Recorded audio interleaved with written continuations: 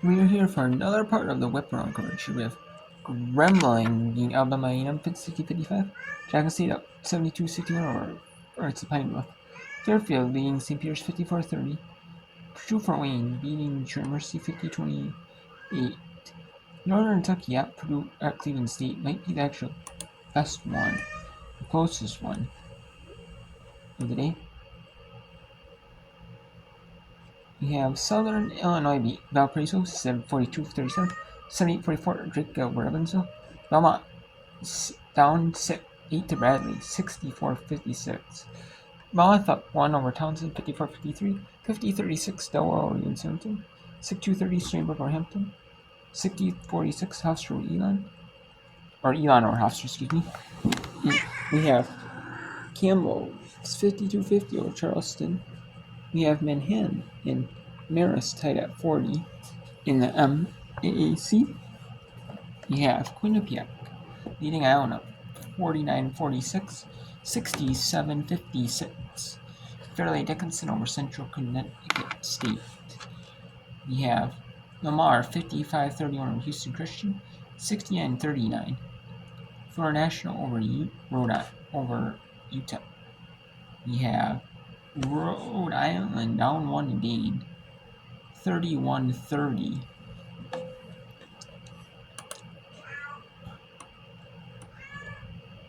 We have Florida State 37-17 over Wake Forest.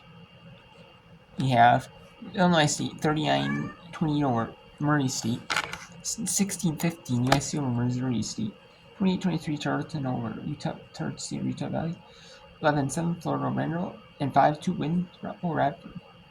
Tipping off any minute with Stephen Foster at Utah, and then 30 minutes at 9 Eastern is Arizona UCF at Cincinnati, UT Rio Grande, Utah Tech, UT Artec, California Baptist, Allen Christian at CLU, UC San Diego, UC's way at Costa Northridge, UC Wright Cupway. So there's a bunch tipping off at 9 Eastern. And then the games that ended, we have Penn State beat Wisconsin 60-56. Texas Tech beat Houston 74-60, 61-49. Southern beat Alabama State. Number 2 Stanford beat California 71-57. In that one, we had some other ones from earlier in the day. We had Wright State beat Bucky 70-60. Mercer beat Tennessee State 67-52. Auburn beat Arkansas 67-48. 60-37. Longwood beat South Carolina State beat Longwood 60-37. New England 62. Northern Iowa beat Indiana State 67-54. Drexel beat North Carolina 74-65. Long Island beat Stonehill. We had 94-57. Green Bay beat Youngstown State. We have Alcorn State beat Mississippi Valley State 63-48. 68-62. Southeastern State beat Nichols.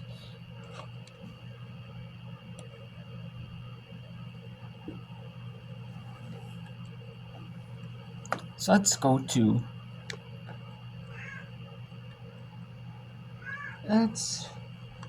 take a look at Belmont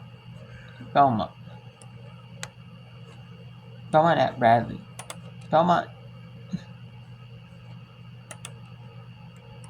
is down 5 to Bradley, 64-59. Yeah. Not a real home court advantage.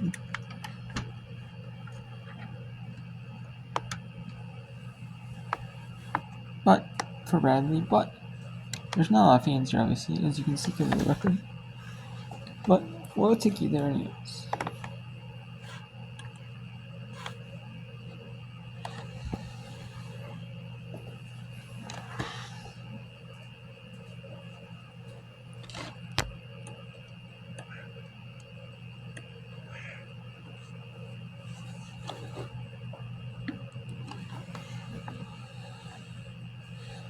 Then we have Dean at Rhode Island starting the third quarter. Tough defense there from Ivy Wolf.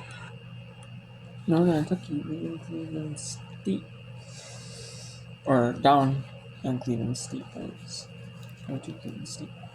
In the fourth quarter, starting the fourth. Exclusive articles and tools. So let's go to Belmont game. Belmont at Bradley. Are there any other to show you from later? I don't know. We'll see.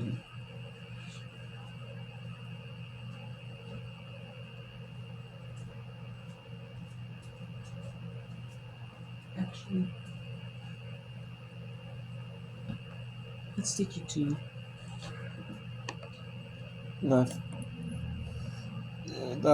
fourth quarter between Belmont down 3 to Bradley. Her 29th block of the year, the 6th block of the game for the Bruins. And La Chapelle will check back in for Belmont. Here's the emphatic block. She was all over that. What a pass poke! Zebel scores it. Looked off the zone. One thing that we talk a lot about, Pope, is her ability to score, but really the way that she assists as well. Blair Schoenwald. What a time for her first field goal. Reball cuts the deficit to 2.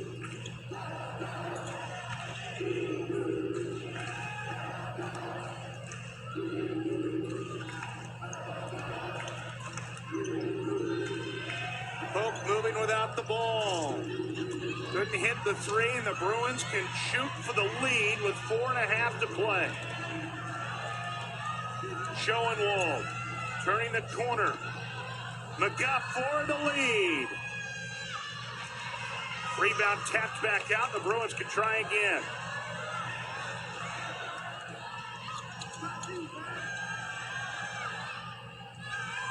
Here's Miller. Threw it in the back court. Who's going to win the race? That was a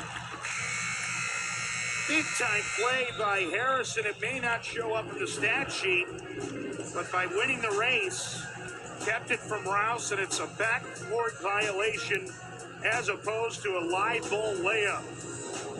Those are the little things. Maybe we'll revisit that late in the contest. 4:05 to go. Bradley leads. They have the ball. Keep it here.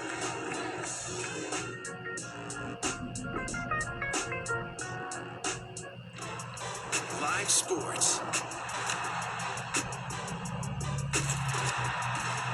ESPN Plus Originals. The exclusive home of the complete 30 for 30 library.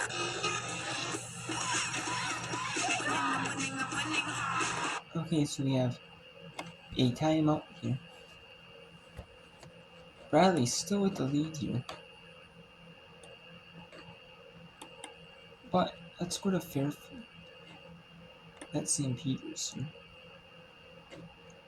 Or let's actually go to the Barbasol Horizon quarter. This is the most I was gonna say we're stay at these quarters.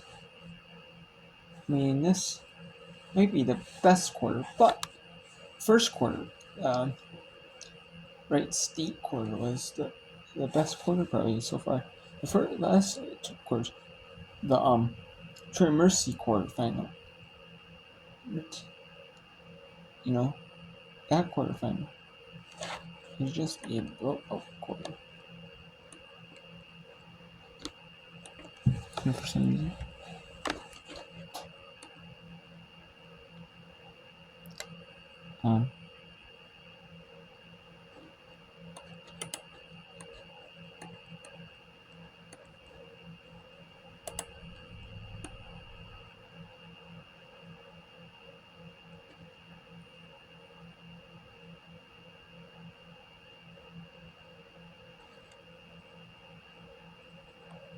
And we have, the Trent Mercy Proof only.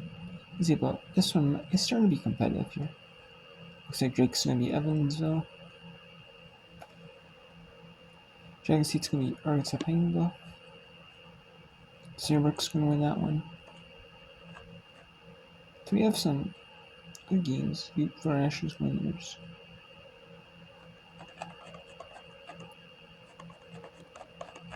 And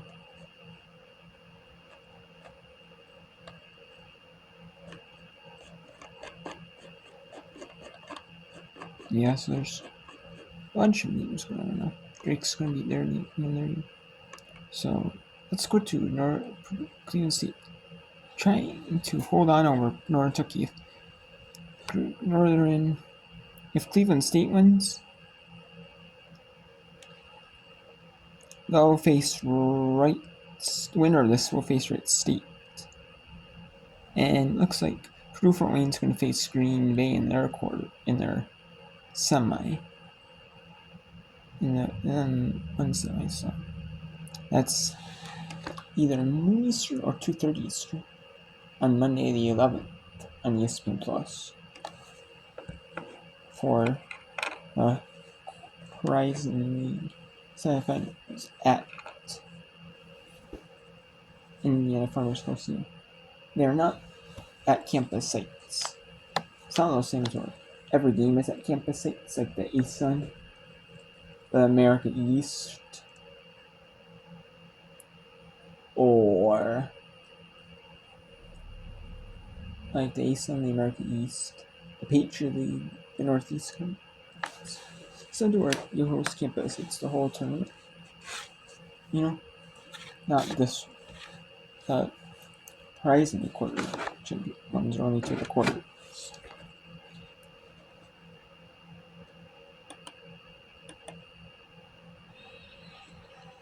We'll see how much legs NKU has left, and bang, they're a three-pointer. It's Hubert.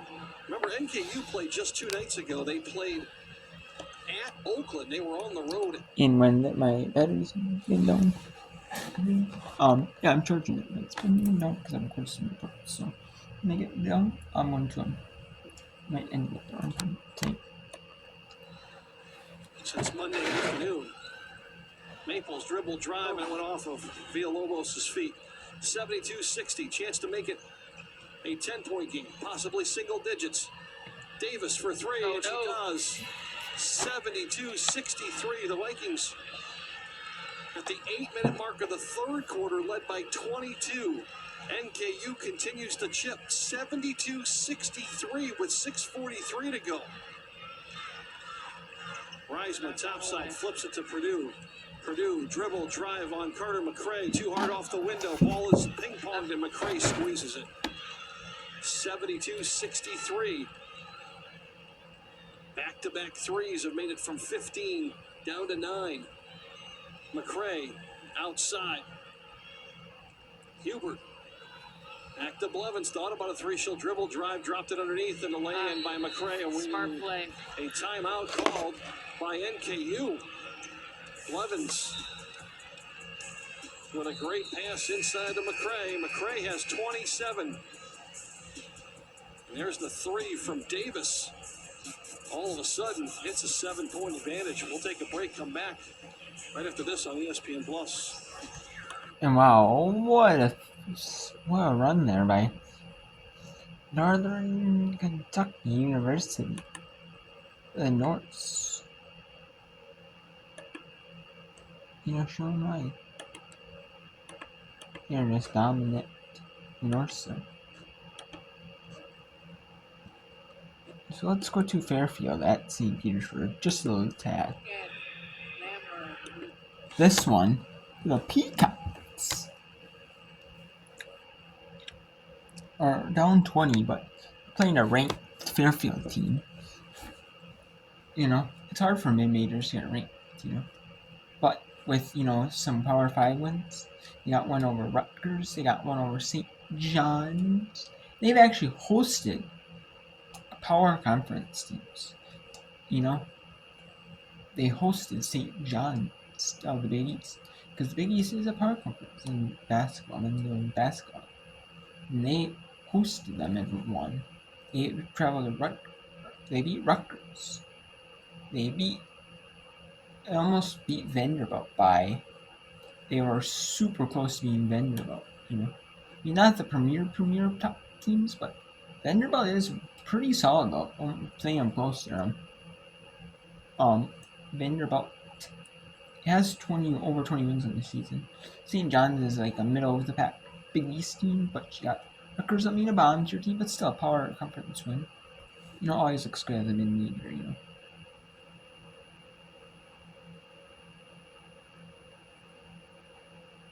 And everyone's gonna be scared to play Fairfield next year. In 9 conference. 5 teams are,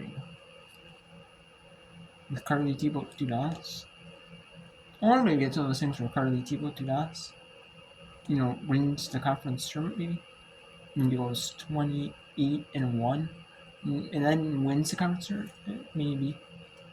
Doing if you have to start the quarters and win from the quarters already. Semifinals and the final. Maybe 31-1.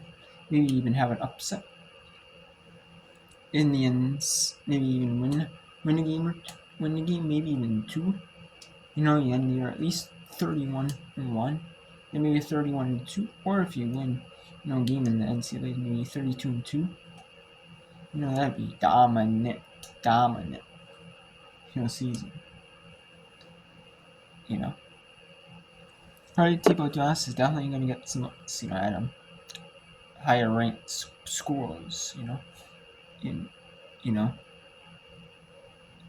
definitely. Like better mid-major schools, like better conferences, higher mid-major conferences, and then definitely closer to Power 5. Obviously, she was an assistant at Carly Thibault was assistant at Minnesota, so under Lindsay Lee. Everybody's best game every single night and rising to the occasion every single night.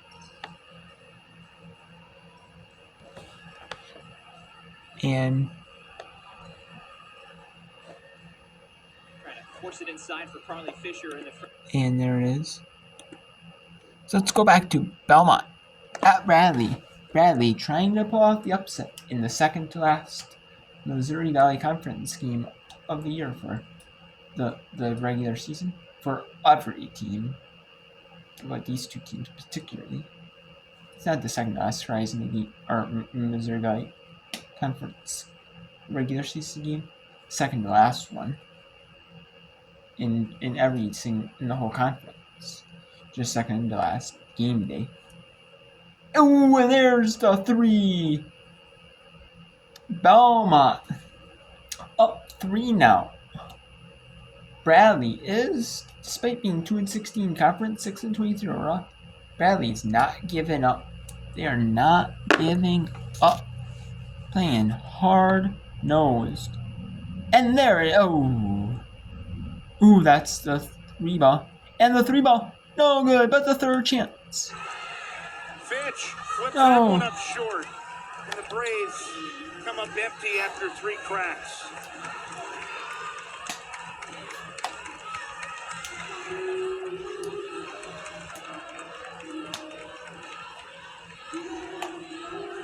Jones missed it at the rim, and it's out of bounds to Bradley. It's almost as if she expected resistance and didn't get any.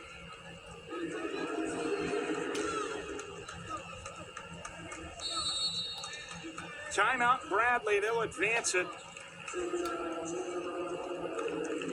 Jones had a gimme layup. She'll make it 99 times out of 100.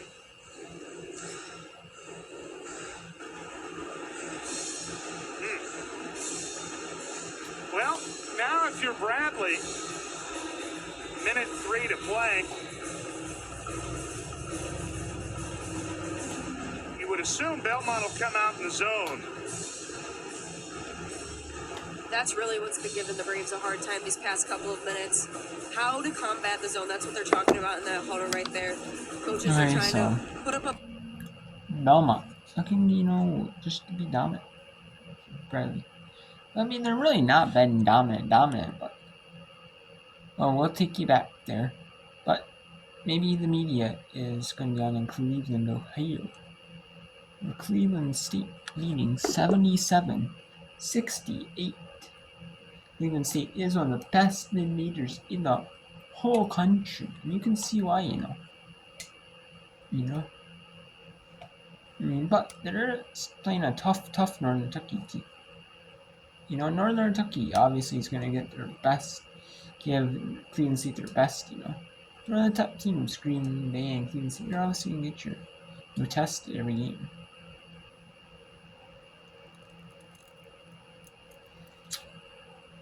But let's go back to Belmont. Or Bradley.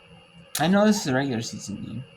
And obviously, you know, it's not many fans in the house for this one, just family and friends. And maybe a few students. Obviously, you can see why, because the record is like really low. And usually, when you know, especially at these mid-major schools, you know, usually even some of these like good schools like Cleveland State, you can see it doesn't get a ton of fans, but especially like these low mid like these mid-majors like Bradley and stuff like that. If you're like really down, you know, like you're really down, like 6-23, 2-16, or you're really having a great season, you know, you're really not great with fans, and then you can see that. I mean, it's unfortunate, you know, but it does happen, you know. I mean, the men's action. I mean, even the men's teams do if they average more, like because men's basketball is more popular, but you know, women are starting to get popular. You know? Even the men, you know, even if you have a men's team that's really good, you know, you see a men's team if they're doing half decent, you know, on average, say, you might have 5,000 fans, you know, at a team. You know, you may have only like 2,000 or 1,000. Like even half that 2,500. You know, after this record, so it does, you know, it's all sports teams, you know, it doesn't really matter, you know. I guess even if it's like pro NBA, NCAA, it doesn't really matter, I guess.